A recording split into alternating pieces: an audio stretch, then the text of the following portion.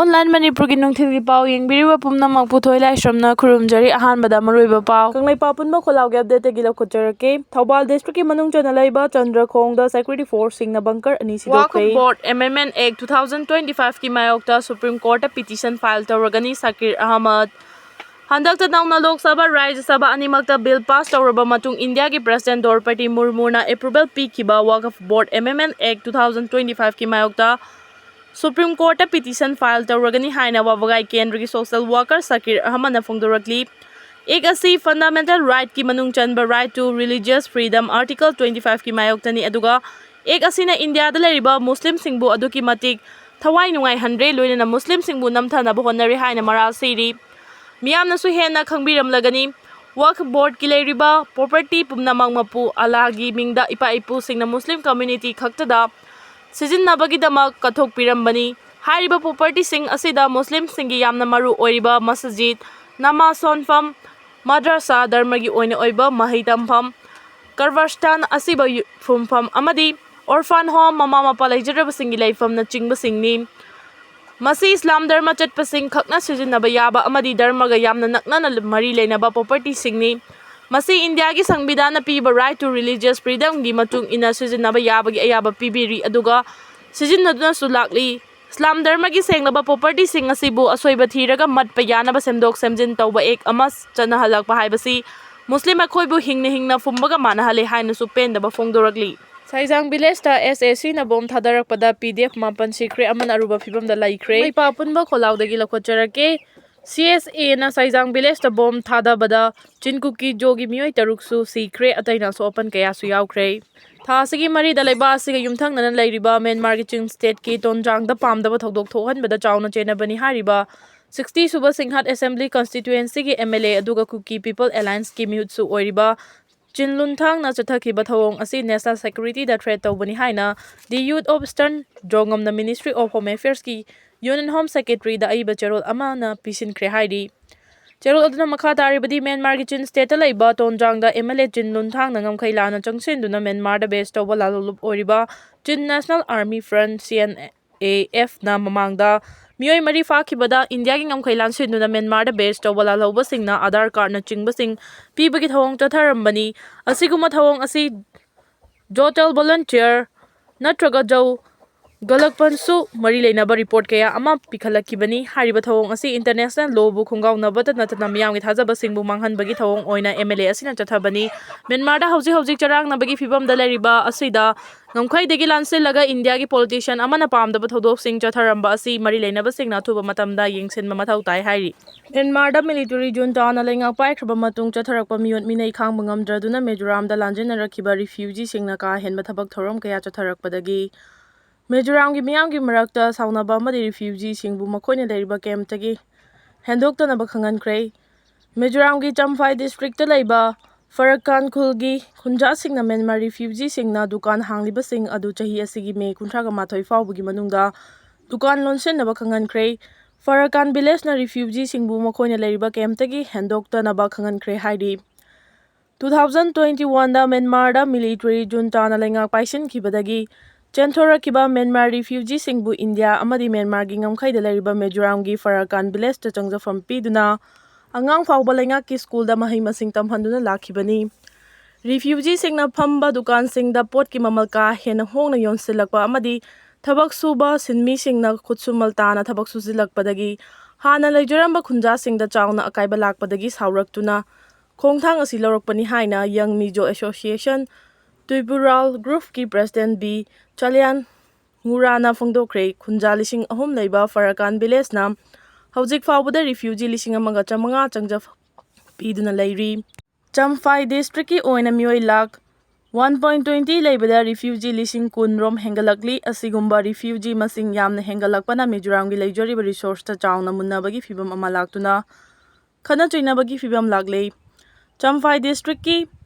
Jokhauthar hariba khul asidasu leijariba khunja singdagi kona changsilakpa refugee singna masing hendokre haina mahangna makha tari Mizoram government na India government ki mayauta laiduna Myanmar amadi Bangladesh tagi lanjena rakiba mioi lising nifurom Mizo ni haiba khaktagidamak Mizoram da changjafam piduna leirakibani ꯍꯧꯈꯤꯕ ꯆꯍꯤ 4ꯔꯣꯝ ꯑꯁꯤ India ꯒꯚꯔꯟꯃꯦꯟꯠꯀꯤ ꯃꯇꯦꯡ ꯑꯃꯠꯇ ꯌꯥꯎꯗꯅ ꯔꯤꯐ꯭ꯌꯨꯖꯤꯁꯤꯡꯒꯤꯗꯃꯛꯇ ꯍꯣꯠꯅꯗꯨꯅ ꯂꯥꯛꯈꯤꯕꯅꯤ ꯑꯗꯨꯕꯨ ꯍꯧꯖꯤꯛꯇꯤ ꯃꯈꯥ ꯇꯥꯅ ꯔꯤꯐ꯭ꯌꯨꯖꯤꯁꯤꯡ ꯆꯪꯂꯛꯄ ꯄꯥꯝꯗ꯭ꯔꯦ ꯍꯥꯏꯅ ꯐꯣꯡꯗꯣꯔꯛꯂꯤ꯫ ꯄꯣꯂꯤꯇꯤꯀꯦꯜ ꯁꯥꯏꯟꯇꯤꯁꯠ ꯂꯥꯟꯃꯥ ꯁꯣꯃꯤꯅ ꯐꯣꯡꯗꯣꯛꯈꯤꯕꯗ ꯔꯤꯐ꯭ꯌꯨꯖꯤꯁꯤꯡꯗ ꯎꯠꯂꯝꯕ ꯃꯤꯅꯨꯡꯁꯤ ꯑꯗꯨ ꯑꯍꯣꯡꯕ ꯂꯥꯛꯂꯤꯕ ꯑꯃꯗꯤ ꯃꯤꯖꯣꯔꯥꯝꯒꯤ ꯃꯤꯌꯥꯝꯅ ꯈꯣꯟꯖꯦꯜ ꯊꯣꯛꯂꯛꯂꯤꯕ ꯑꯁꯤ ꯃꯤꯖꯣꯔꯥꯝꯗ ꯂꯩꯔꯤꯕ ꯔꯤꯐ꯭ꯌꯨꯖꯤꯁꯤꯡ ꯑꯁꯤ ꯃꯁꯤꯡ ꯌꯥꯝꯂꯛꯈꯤꯕ ꯑꯃꯗꯤ ꯃꯈꯣꯏꯒꯤꯗꯃꯛ ꯅꯥꯏꯇꯣꯝ ꯍꯣꯠꯅꯕꯗ ꯑꯋꯥꯕ ꯑꯣꯏꯔꯛꯄꯗꯒꯤꯅꯤ꯫ ꯁꯦꯟꯇꯔ ꯂꯩꯉꯥꯛꯅ ꯐ꯭ꯔꯤ ꯃꯨꯚꯃꯦꯟꯠ ꯔꯤꯖꯤꯝꯒꯤ ꯃꯇꯥꯡꯗ ꯂꯧꯈꯤꯕ ꯋꯥꯔꯦꯞ ꯑꯗꯨꯕꯨ ꯃ꯭ꯌꯥꯟꯃꯥꯔ ꯑꯃꯗꯤ ꯃꯤꯖꯣꯔꯥꯝ ꯅꯥꯒꯥꯂꯦꯟꯗ ꯂꯩꯔꯤꯕ ꯃꯤꯖꯣ ꯐꯨꯔꯨꯞꯁꯤꯡꯒꯤ ꯃꯔꯛꯇ ꯑꯆꯦꯠꯄ ꯃꯔꯤ ꯑꯃ ꯂꯩ ꯍꯥꯏꯗꯨꯅ ꯁꯦꯟꯇꯔ ꯂꯩꯉꯥꯛꯀꯤ ꯋꯥꯔꯦꯞ ꯑꯗꯨꯒꯤ ꯃꯥꯌꯣꯛꯇ ꯃꯤꯖꯣꯔꯥꯝ ꯂꯩꯕꯥꯛꯀꯤ ꯆꯤꯐ ꯃꯤꯅꯤꯁꯇꯔ ꯂꯥꯜꯗꯨꯍꯣꯃꯥꯅ ꯑꯦꯁꯦꯝꯕ꯭ꯂꯤꯗ ꯋꯥꯔꯦꯞ ꯂꯧꯈꯤꯕ ꯂꯩꯈ꯭ꯔꯦ ꯑꯗꯨꯕꯨ ꯃꯤꯖꯣꯔꯥꯝꯗ ꯔꯤꯐ꯭ꯌꯨꯖꯤꯁꯤꯡꯒꯤ ꯍꯦꯟꯒꯠꯂꯛꯂꯤꯕ ꯃꯁꯤꯡ ꯑꯃꯗꯤ ꯗ꯭ꯔꯒ ꯂꯂꯣꯟꯕꯒꯤ ꯆꯥꯡ ꯋꯥꯡꯈꯠꯂꯛꯄ, ꯑꯥꯔꯝꯁ ꯑꯃꯗꯤ ꯀ꯭ꯔꯥꯏꯝ ꯍꯦꯟꯒꯠꯂꯛꯄ, ꯃꯤꯍꯥꯠ ꯃꯤꯄꯨꯟ ꯍꯦꯟꯒꯠꯂꯛꯄꯗꯒꯤ ꯕꯣꯔꯗꯔ ꯂꯥꯟꯊꯣꯛ ꯂꯥꯟꯁꯤꯟꯗ ꯆꯦꯛꯁꯤꯟꯅ ꯌꯦꯡꯁꯤꯟꯅꯕ ꯆꯤꯐ ꯃꯤꯅꯤꯁꯇꯔ ꯃꯁꯥꯅ ꯐꯣꯡꯗꯣꯛꯈꯤꯕ ꯂꯩꯈ꯭ꯔꯕꯅꯤ ꯍꯥꯏꯅ ꯐꯣꯡꯗꯣꯔꯛꯂꯤ꯫ ꯃꯤꯖꯣꯔꯥꯝꯒꯤ ꯑꯣꯄꯣꯖꯤꯁꯟ ꯄꯥꯔꯇꯤ ꯑꯃ ꯑꯣꯏꯔꯤꯕ ꯃꯤꯖꯣ ꯅꯦꯁꯅꯦꯜ ꯐ꯭ꯔꯟꯠꯀꯤ ꯖꯦꯅꯔꯦꯜ ꯁꯦꯀ꯭ꯔꯦꯇꯔꯤ ꯂꯤꯌꯥꯟꯁꯤꯌꯥꯃꯅ ꯐꯣꯡꯗꯣꯔꯛꯈꯤꯕꯗ ꯃꯈꯣꯏꯒꯤ ꯄꯥꯔꯇꯤꯅ ꯂꯩꯉꯥꯛ ꯄꯥꯏꯔꯤꯉꯩ ꯃꯇꯝꯗꯒꯤ ꯍꯧꯅ ꯃ꯭ꯌꯥꯟꯃꯥꯔꯒꯤ ꯏꯔꯥꯡ ꯑꯁꯤ ꯂꯩꯈ꯭ꯔꯕꯅꯤ꯫ ꯃꯇꯝ ꯑꯗꯨꯗ ꯃꯈꯣꯏꯒꯤ ꯂꯩꯉꯥꯛꯅꯁꯨ ꯃ꯭ꯌꯥꯟꯃꯥꯔꯗꯒꯤ ꯆꯪꯁꯤꯜꯂꯛꯈꯤꯕ ꯔꯤꯐ꯭ꯌꯨꯖꯤꯁꯤꯡꯕꯨ ꯃꯤꯅꯨꯡꯁꯤ ꯑꯃꯒ ꯂꯣꯏꯅꯅ ꯏꯆꯤꯜ ꯏꯅꯥꯎꯅꯤ ꯈꯟꯗꯨꯅ ꯆꯪꯖꯐꯝ ꯄꯤꯗꯨꯅ ꯂꯩꯔꯛꯈꯤꯕꯅꯤ꯫ ꯃꯈꯣꯏꯕꯨ ꯑꯩꯈꯣꯏꯅ ꯃꯤꯔꯥꯏꯐꯝ ꯊꯣꯛꯇꯦ ꯑꯗꯨꯕꯨ ꯃꯤꯖꯣꯔꯥꯝꯗ ꯊꯣꯛꯄ ꯀ꯭ꯔꯥꯏꯝ ꯀꯌꯥꯗ ꯆꯦꯟꯅꯕ ꯔꯤꯐ꯭ꯌꯨꯖꯤ ꯃꯁꯤꯡ ꯅꯣꯡꯃ ꯅꯣꯡꯃꯒꯤ ꯍꯦꯟꯒꯠꯂꯛꯂꯤꯕ ꯑꯃꯗꯤ ꯑꯥꯏꯟ ꯀꯥꯏꯅ ꯗ꯭ꯔꯒ ꯄꯨꯔꯝꯕꯒꯤ ꯐꯥꯕꯗ ꯆꯦꯟꯅꯔꯛꯂꯤꯕ ꯑꯁꯤꯅ ꯃꯤꯖꯣꯔꯥꯝ ꯃꯤꯌꯥꯝꯒꯤ ꯄꯨꯛꯅꯤꯡ ꯑꯣꯜꯂꯛꯄꯒꯤ ꯑꯆꯧꯕ ꯃꯔꯝ ꯑꯃꯅꯤ꯫ ꯃꯤꯖꯣꯔꯥꯝꯒꯤ ꯄꯣꯂꯤꯇꯤꯀꯦꯜ ꯄꯥꯔꯇꯤ ꯑꯃꯗꯤ ꯂꯤꯗꯔꯁꯤꯡꯅ ꯁꯤꯔꯛꯂꯤꯕ ꯃꯔꯥꯜ ꯑꯁꯤꯕꯨ ꯑꯥꯏꯖꯣꯜꯗ ꯂꯩꯕ ꯔꯤꯐ꯭ꯌꯨꯖꯤꯁꯤꯡꯒꯤ ꯂꯤꯗꯔꯁꯤꯡꯅꯗꯤ ꯑꯀꯟꯕ ꯃꯑꯣꯡꯗ ꯌꯥꯅꯤꯡꯗꯕ ꯐꯣꯡꯗꯣꯔꯛꯂꯤ꯫ ꯃꯁꯥꯒꯤ ꯃꯔꯝ ꯊꯥꯗꯣꯛꯇꯨꯅ ꯔꯤꯐ꯭ꯌꯨꯖꯤ ꯑꯣꯏꯅ ꯆꯦꯜꯂꯛꯂꯤꯕꯁꯤꯡ ꯑꯁꯤ ꯏꯆꯝ ꯆꯝꯖꯕ ꯏꯃꯨꯡ ꯃꯅꯨꯡꯒꯤ ꯃꯤꯑꯣꯏ ꯉꯥꯛꯇꯅꯤ꯫ ꯃꯈꯣꯏꯒꯤ ꯂꯩꯖꯕ ꯂꯟ ꯊꯨꯝ ꯄꯨꯝꯅꯃꯛ ꯍꯨꯟꯗꯣꯛꯂꯝꯗꯨꯅ ꯃꯤꯖꯣꯔꯥꯝꯗ ꯆꯪꯖꯐꯝ ꯂꯧꯔꯛꯂꯤꯕ ꯑꯁꯤ ꯃꯈꯣꯏꯒꯤ ꯊꯋꯥꯏ ꯍꯤꯡꯖꯅꯕꯒꯤꯗꯃꯛ ꯆꯦꯜꯂꯛꯈꯤꯕꯅꯤ ꯍꯥꯏꯅ ꯐꯣꯡꯗꯣꯔꯛꯂꯤ꯫ ꯀꯨꯀꯤ ꯑꯃꯒꯤ ꯑꯔꯣꯟꯕ ꯄꯥꯎ ꯕꯤ.ꯁꯤ. ꯈꯨꯃꯟ ꯇꯝꯒꯤ ꯃꯔꯨꯞ ꯃꯤꯇꯩ ꯅꯨꯡꯁꯤꯕ ꯍꯥꯟꯅ ꯌꯥꯝꯅ ꯅꯨꯡꯁꯤꯅꯔꯝꯕꯗꯒꯤ ꯍꯧꯖꯤꯛꯅ ꯃꯐꯝ ꯈꯪꯗ ꯌꯦꯛꯅꯕ ꯑꯣꯟꯈ꯭ꯔꯕ ꯇꯝꯒꯤ ꯃꯤꯇꯩ ꯃꯔꯨꯞ ꯅꯨꯡꯁꯤꯕ ꯀꯔꯝ ꯇꯧꯔꯤ? ꯅꯨꯡꯉꯥꯏꯕꯅ ꯂꯪꯊꯣꯛꯄꯤꯔꯝꯂꯕ ꯐꯨꯔꯨꯞ ꯌꯥꯔꯤꯃꯈꯩ ꯏꯄꯥꯛꯇ ꯄꯛꯆꯔꯕ ꯆꯤꯡꯗ ꯆꯥꯎꯈꯠꯄꯒꯤ ꯃꯉꯥꯜ ꯐꯪꯗꯅ ꯍꯤꯡꯅꯕꯒꯤꯗꯃꯛ ꯍꯤꯡꯅꯕ ꯍꯣꯠꯅꯔꯤꯕ ꯀꯨꯀꯤ ꯃꯤꯡꯊꯣꯜ ꯐꯪꯂꯤꯕ ꯑꯩꯈꯣꯏꯕꯨ ꯂꯥꯏꯕꯛ ꯊꯤꯕ ꯐꯨꯔꯨꯞ ꯑꯃ ꯂꯩꯔꯝꯈꯤꯗ꯭ꯔꯥ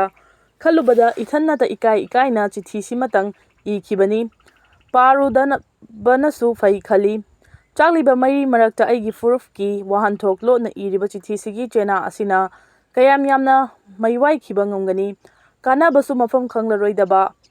ꯑꯅꯨꯇꯥꯞꯀꯤ ꯃꯄꯥꯎꯃꯛꯇꯅꯤ꯫ ꯀꯨꯀꯤ ꯑꯃꯒꯤ ꯃꯄꯥꯎꯅꯤ, ꯌꯦꯛꯅꯕ ꯑꯃꯒꯤ ꯆꯣꯏꯔꯣꯜꯅꯤ꯫ ꯃꯍꯥꯚꯥꯔꯠꯀꯤ ꯀꯨꯔꯨꯈꯦꯇ꯭ꯔ ꯂꯥꯟꯐꯝꯗ ꯑꯆꯨꯝꯕꯇ ꯆꯠꯆꯕ ꯑꯊꯧꯕ ꯌꯨꯙꯤꯁꯊꯤꯔꯅ ꯂꯥꯟ ꯍꯧꯔꯝꯗꯥꯏꯗ ꯀꯨꯔꯨ ꯆꯦꯡꯒꯣꯜꯂꯛꯆꯒꯤ ꯌꯨꯌꯨꯠꯁꯨꯕꯨ ꯄꯥꯟꯗꯚꯀꯤ ꯃꯤꯆꯪꯗ ꯈꯣꯝꯗꯨꯅ ꯄꯨꯈꯤꯕꯗꯨ ꯀꯂꯛꯆꯈ꯭ꯔꯦꯗ꯫ ꯏꯐꯝꯗ ꯃꯗꯨꯒꯤ ꯃꯤꯀꯨꯞ ꯑꯃꯇꯪ ꯈꯨꯗꯣꯡꯆꯥꯕ ꯄꯤꯕꯤꯔꯝꯂꯕꯗꯤ ꯑꯩ ꯃꯇꯝ ꯈꯔꯗꯤ ꯍꯤꯡꯈꯤꯒꯗ꯭ꯔꯥ ꯈꯜꯂꯛꯏ꯫ ꯃꯔꯨꯞ ꯀꯨꯀꯤ, ꯀꯨꯀꯤ ꯍꯥꯏꯅ ꯅꯈꯣꯏꯅ ꯁꯥꯎꯔꯤꯕꯗꯨ ꯁ꯭ꯔꯤ ꯀ꯭ꯔꯤꯁꯅꯒꯤ ꯃꯀꯣꯛ ꯌꯥꯎꯗ꯭ꯔꯕ ꯅꯥꯔꯥꯌꯟ ꯇꯦꯡꯒꯣꯜꯃꯛꯅꯤ꯫ ꯁꯇ꯭ꯔꯪꯒꯤ ꯈꯣꯡꯃꯤꯅꯤ, ꯃꯤꯅꯥ ꯊꯥꯡꯗ꯭ꯔꯤꯃꯛꯈꯤ꯫ ꯃꯔꯣꯝꯗꯣꯝ ꯂꯦꯡ ꯑꯣꯠꯆꯕ ꯉꯝꯗ꯭ꯔꯕ ꯑꯩꯈꯣꯏꯒꯤ ꯆꯤꯡꯂꯛꯁꯤꯗꯗꯤ ꯌꯨꯝ ꯇꯥꯡꯕꯅ ꯀꯩ ꯅꯥꯏꯈ꯭ꯔꯦ, ꯌꯣꯡꯅ ꯂꯧ ꯃꯄꯨ ꯇꯥꯟꯈ꯭ꯔꯦ ꯍꯥꯏꯕꯗꯨꯃꯛ ꯊꯣꯛꯂꯔꯦ꯫ ꯃꯅꯤꯄꯨꯔꯒꯤ ꯀꯨꯀꯤ ꯏꯔꯣꯜꯅꯨꯡꯗ ꯂꯨꯞꯄ ꯍꯧꯈ꯭ꯔꯕ ꯀꯥꯏꯔꯕ ꯍꯤꯖꯥꯎ ꯑꯣꯟꯈ꯭ꯔꯦ꯫ ꯌꯨꯝꯊꯪꯅꯕ ꯂꯩꯕꯥꯛ ꯑꯃꯒꯤ ꯅꯥꯔꯀꯣ ꯇꯦꯔꯣꯔꯤꯁꯠꯃꯛ ꯍꯥꯏꯕ ꯌꯥꯔꯕ ꯃ꯭ꯌꯥꯟꯃꯥꯔꯒꯤ ꯀꯨꯀꯤ ꯁꯥꯕꯁꯤꯡꯅ ꯈꯥꯕꯩ ꯈꯔ ꯁꯥꯟꯅ ꯅꯩꯔꯛꯄꯗ ꯌꯨꯋꯥ ꯍꯥꯗ꯭ꯔꯁꯨ ꯀꯨꯀꯤꯒꯤ ꯈꯨꯜ ꯄꯨꯝꯅꯃꯛ ꯊꯛ ꯊꯛ ꯅꯤꯛꯈ꯭ꯔꯦ꯫ ꯆꯤꯡꯗ ꯆꯥꯛꯄ ꯂꯥꯟꯃꯩꯗꯤ ꯃꯊꯟꯇ ꯃꯨꯠꯆꯈꯤ ꯑꯗꯨꯕꯨ ꯃꯅꯤꯄꯨꯔꯒꯤ ꯀꯨꯀꯤ ꯑꯩꯈꯣꯏꯒꯤ ꯅꯨꯡꯄꯥꯟ ꯇꯨꯝꯅ ꯆꯥꯛꯂꯤꯕ ꯃꯩꯔꯤꯁꯤꯗꯤ ꯅꯣꯡꯃ ꯅꯣꯡꯃꯒꯤ ꯃꯩꯆꯥꯛ ꯐꯕ ꯍꯦꯟꯒꯠꯂꯛꯄꯒꯨꯝ ꯇꯧꯔꯤ꯫ ꯍꯣꯏꯗ, ꯃꯁꯥꯅ ꯊꯥꯛꯄ ꯂꯥꯡꯗ ꯃꯁꯥꯃꯛ ꯊꯨꯍꯟꯕ ꯍꯥꯏꯕꯁꯤꯃꯨꯛ ꯄꯪꯕ ꯖꯤꯕ ꯀꯅꯥꯅꯣ ꯍꯪꯂꯗꯤ ꯀꯨꯀꯤꯅꯤ ꯍꯥꯏꯕ ꯇꯥꯔꯦ꯫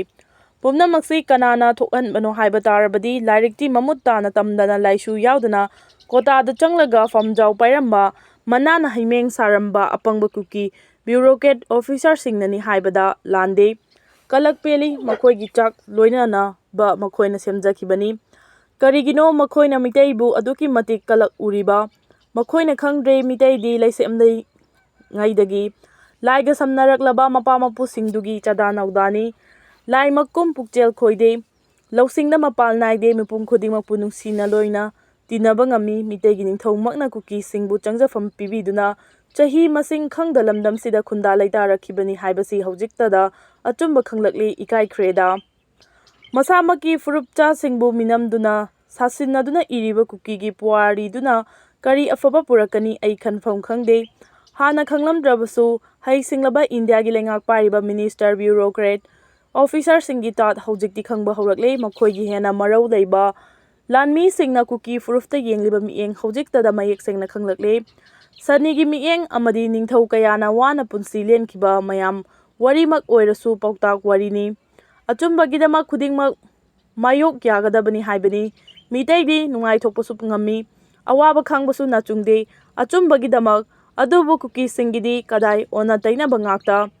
ꯈꯣꯏ ꯃꯍꯨꯝꯗ ꯆꯩꯅ ꯊꯤꯟꯗꯨꯅ ꯁꯥꯟꯅꯔꯤꯁꯤꯕꯨ ꯄꯪꯉꯤꯔ ꯁꯤꯡꯉꯤꯔ ꯑꯩ ꯍꯥꯏꯐꯝ ꯈꯪꯗ꯭ꯔꯦ꯫ ꯂꯩꯈꯥ ꯇꯥꯔꯕ ꯃꯔꯨꯞ ꯑꯃꯅ ꯁꯨꯛꯂꯥꯟ ꯂꯥꯟꯈꯤꯗꯕ ꯃꯔꯨꯞ ꯑꯃꯒꯤ ꯃꯐꯝꯗ ꯑꯔꯣꯏꯕ ꯑꯣꯏꯅ ꯄꯨꯛꯆꯦꯜ ꯁꯦꯡꯅ ꯄꯥꯎꯗꯝꯖꯔꯤ ꯃꯔꯨꯞ꯫ ꯃꯤꯇꯩꯗꯤ ꯇꯧꯁꯨ ꯇꯧꯔꯛꯂꯣꯏ ꯈꯪꯏ, ꯀꯨꯀꯤꯗ ꯂꯃꯟ ꯈꯨꯝꯒꯦ ꯈꯜꯂꯨꯔꯅꯨ꯫ ꯅꯈꯣꯏꯅ ꯀꯨꯀꯤꯒꯤ ꯈꯣꯡꯒꯨꯜ ꯃꯨꯊꯠꯇ꯭ꯔꯤꯉꯩ ꯀꯨꯀꯤꯗꯤ ꯑꯌꯨꯛꯀꯤ ꯂꯤꯛꯂꯥꯒꯨꯝ ꯅꯨꯡꯁꯥ ꯃꯉꯥꯜꯗ ꯇꯨꯝꯖꯈ꯭ꯔꯅꯤ꯫ ꯃꯔꯥꯜꯅ ꯃꯄꯣꯠ ꯐꯥꯖꯈ꯭ꯔꯕꯅꯤꯅ ꯃꯄꯨꯒꯤ ꯆꯩꯔꯥꯛ ꯐꯪꯈ꯭ꯔꯅꯤ꯫ ꯀꯨꯀꯤ ꯅꯍꯥ ꯈꯨꯗꯤꯡ ꯗ꯭ꯔꯒ ꯌꯨꯒꯤ ꯂꯥꯡꯗ ꯊꯨꯈ꯭ꯔꯦ꯫ ꯆꯍꯤ ꯅꯧꯔꯤꯕꯤ ꯅꯨꯄꯤ ꯃꯆꯥ ꯌꯥꯎꯅ ꯅꯍꯥ ꯑꯣꯏꯔꯤꯕꯤ ꯀꯨꯀꯤ ꯅꯨꯄꯤ ꯀꯌꯥ ꯌꯨꯝꯕꯥꯜ ꯂꯝꯕꯤꯗ ꯄꯔꯤꯡ ꯅꯥꯏꯗ꯭ꯔꯦ꯫ ꯃꯁꯥ ꯀꯠꯂꯒ ꯆꯥꯟꯕꯤ ꯃꯤꯠꯌꯦꯡ ꯅꯤꯗꯨꯅ ꯍꯤꯡꯈ꯭ꯔꯦ꯫ ꯃꯔꯨꯞ, ꯃꯤꯇꯩ ꯏꯁꯤꯡ ꯏꯆꯥꯎ ꯌꯨꯋꯥ ꯍꯥꯕ ꯃꯍꯩ ꯂꯥꯡꯄꯣꯛ ꯊꯣꯛꯄꯗꯤ ꯀꯟꯅꯅꯕ ꯄꯥꯝꯕꯩ ꯂꯩꯕꯅꯤ, ꯑꯗꯨꯕꯨ ꯏꯟꯗꯤꯌꯥ ꯂꯩꯉꯥꯛꯀꯤ ꯄ꯭ꯔꯣꯛꯁꯤ ꯋꯥꯔꯗ ꯀꯨꯀꯤꯅ ꯍ꯭ꯌꯨꯃꯦꯟ ꯁꯤꯜ ꯑꯣꯏꯗꯨꯅ ꯃꯤꯇꯩ ꯇꯨꯝꯅ ꯍꯥꯠꯀꯅꯤ ꯋꯥꯁꯛꯂꯤꯕꯁꯤꯗꯤ ꯇꯥꯠꯅꯤ ꯍꯥꯏꯔꯁꯨ ꯄꯨꯝꯅꯃꯛꯀꯤ ꯀꯣꯛꯇꯗꯤ ꯏꯟꯗꯤꯌꯥ ꯂꯩꯉꯥꯛꯅꯤ꯫ ꯃꯔꯥꯜ ꯂꯩꯖꯗꯕ ꯃꯤꯗ ꯃꯔꯥꯜ ꯊꯪꯖꯟꯕꯁꯨ ꯑꯔꯥꯏꯕ ꯅꯠꯇꯦ꯫ ꯊꯪꯖꯤꯜꯂꯨ ꯍꯥꯏꯅ ꯏꯟꯁꯤꯜꯂꯤꯕꯁꯤꯁꯨ ꯏꯟꯗꯤꯌꯥꯅꯅꯤ ꯈꯪꯅ ꯈꯪꯅ ꯀꯟꯕꯤꯗꯨꯅꯇ ꯂꯥꯛꯂꯤꯕ ꯃꯤꯇꯩ ꯐꯨꯔꯨꯞꯇ ꯂꯥꯟ ꯇꯥꯔꯨꯕꯒꯤ ꯃꯄꯨꯒꯤ ꯆꯩꯔꯥꯛ ꯉꯥꯏꯔꯤꯕꯅꯤ꯫ ꯂꯥꯟ ꯃꯥꯏꯊꯤꯕꯗꯤ ꯇꯔꯥꯏꯕꯅꯤ, ꯐꯨꯔꯨꯞꯀꯤꯗꯃꯛꯇꯤ ꯅꯨꯡꯅꯥꯡꯉꯤ꯫ ꯐꯔꯦ, ꯑꯣꯏꯅꯤꯡꯕ ꯑꯣꯏꯔꯁꯅꯨ, ꯁꯤꯈ꯭ꯔꯗꯤ ꯋꯥꯔꯔꯣꯏꯗꯅ꯫ ꯑꯗꯣꯝꯒꯤ ꯀꯨꯀꯤ ꯑꯃ꯫